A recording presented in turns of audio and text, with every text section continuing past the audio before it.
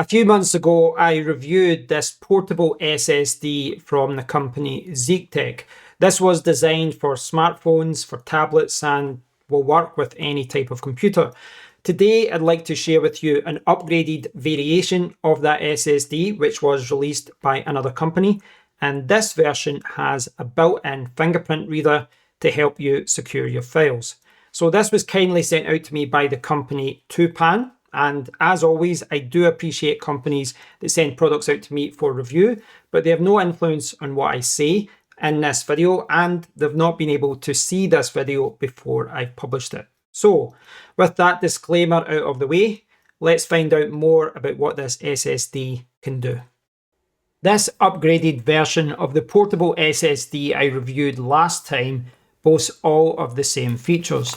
This includes a nice LCD display and a built-in fan that is designed to keep it cool when reading and writing to the SSD. The SSD will be available on the official Twopan website in the future, but you can currently buy it through Kickstarter, with the 1TB version costing $189 US and the 2TB version costing $289 US. It has a USB 3.2 Gen 2 input, so can support transfer speeds up to 10 gigabits per second, and the output supports 5 gigabits per second transfer speeds, DisplayPort 1.4, and 40 watts power delivery. The main improvement in this version is the inclusion of a fingerprint sensor, which offers fingerprint biometric encryption and the ability to store up to 22 fingerprints. All of these features make this SSD a great option for iPhone and Android smartphone users. It's also compatible with iPads, Android tablets, Windows, macOS, Linux, AR glasses, and gaming consoles such as the Steam Deck, PlayStation 5, and Xbox Series S and X. And the great thing is that no software needs to be installed, as it's a plug-and-play device. In the box, you will find a colourful user manual that explains how to use the SSD, a Type-C extension adapter, a USB Type-C to Type-A adapter, and 2 USB Type-C extension cables. Finally, you will find the SSD itself, and the one that I have is the 1TB version, which has the model number T03-1TB.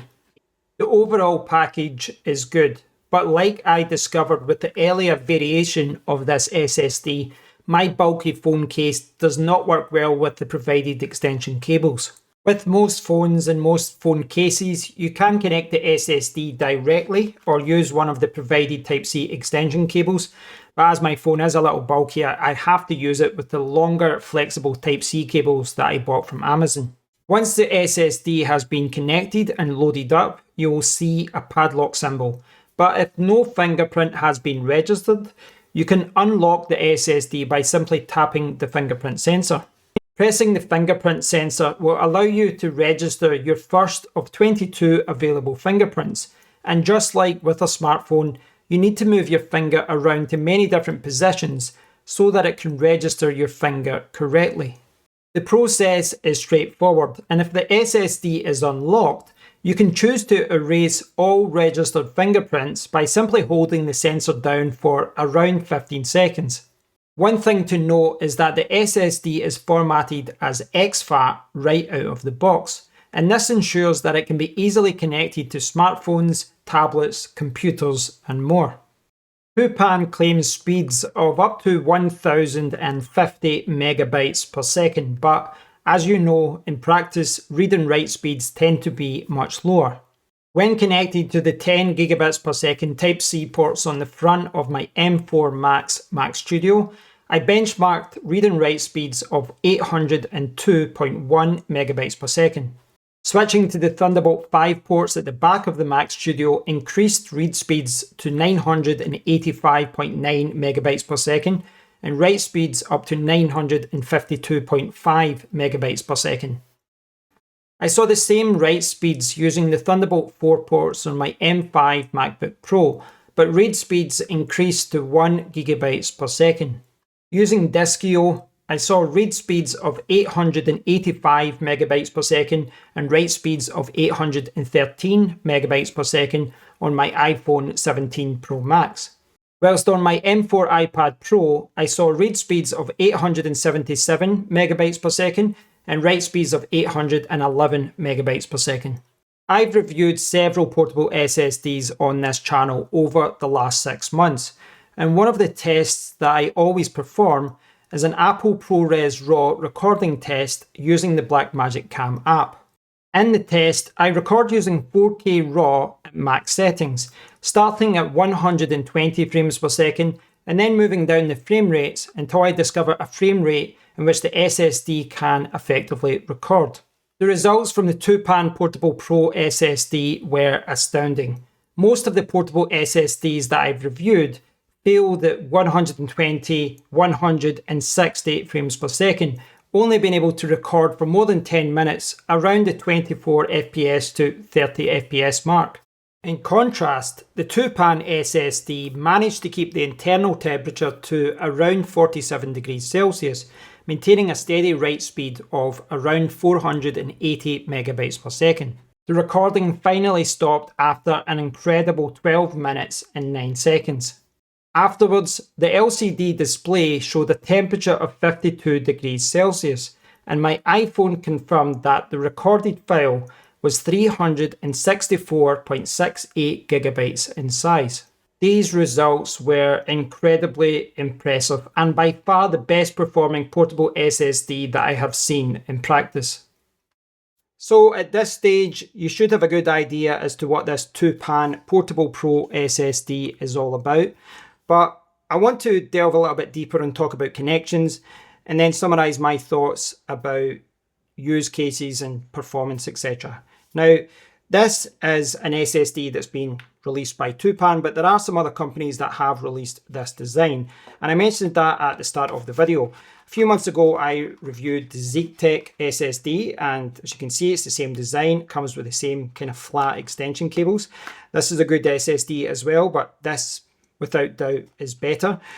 And both of these SSDs have the same design. And the idea is that you plug this into your phone, but you've got this output at the bottom as well. And you can use this to charge your phone whilst you're using it, but you can also use it to connect microphones, earphones, pretty much anything, power banks, etc. So it's really useful to have that additional Type-C port at the bottom. Now, it's worth noting that 99% of what I'm saying here about, connecting this SSD is not going to be relevant to you because it's only because I've got this big, thick protective case. Most people can use the flat cables. They can use this little extension cable and they can just connect it directly. So that's my iPhone and this is a direct connection to my Android phone. And that's one of the things I do like about these SSDs. You can connect it to, just unlock it, different phone, still unlocked, so that's important to note. So you can connect this to iPhones, to Android phones, to your computer.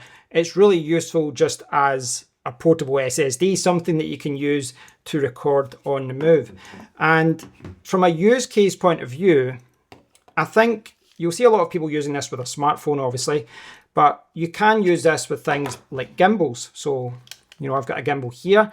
The idea is this would connect like that, and then you can just attach it to your gimbal, and that gives you additional storage to record whilst you're, you don't have to worry about only having 256 gigabytes of storage or, half a terabyte. And I think from a recording point of view as well, it's really useful to just have something recorded directly to an external SSD because, when it's on your phone, you then have to get video files from your phone to your computer. But here, you can record directly to the external SSD, take it out, and then just plug it into your computer and transfer all your files. And it's not just recording. This is a useful little SSD to have on holiday. You go away on holiday, you take a lot of photos, take a lot of videos, you start using up a lot of storage. Why not store them here? And then you've got the files safe, and then you can transfer them when you're home. So there's a lot of use cases for this particular SSD and this style of SSD. So overall, I've been incredibly impressed by this, and I have to say, I was surprised by the results. I was really surprised by the results. I just assumed I was going to get pretty much the exact same performance as the Zike SSD that I reviewed a few months ago.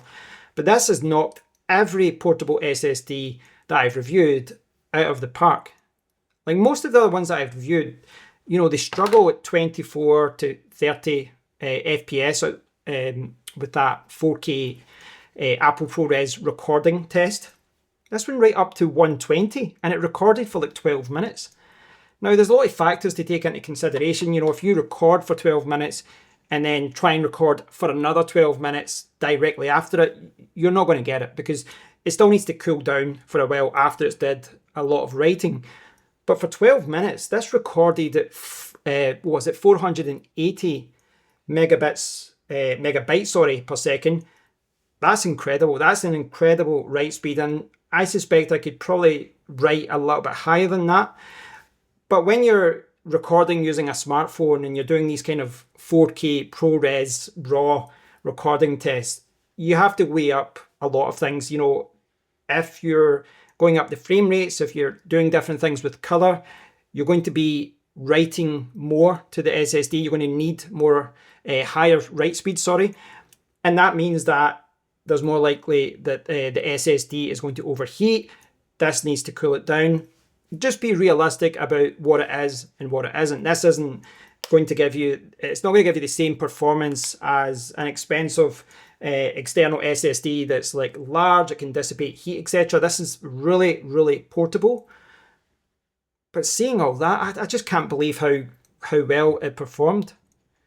It really was incredible. So yeah, you know, I think this is a fantastic portable SSD just for anyone that just wants to store files from their phone, especially if you're running out of a lot of storage, if you record a lot of videos, etc. But just as a portable SSD, this is fantastic for tablets. It's really useful for laptops and all that as well. And they give a lot of examples on their website of people using this with like Steam Decks and different things. So it's a versatile little solution. And so far, my experience of it has, you know, it's been nothing but positive. So thanks for watching, guys. I hope you've enjoyed the video. I hope you've enjoyed the review. As always, do your research, guys. Look on the official website, check out the specs, and look at reviews from other people as well, just to, you know, get a balanced viewpoint of what this SSD is and what it's not. But yeah, overall, I was very, very happy with it. So if you get any questions, please do post a comment down below. I'll do my best to answer them. If you've enjoyed the video, give it a thumbs up, give it a subscribe, and until next time, take care.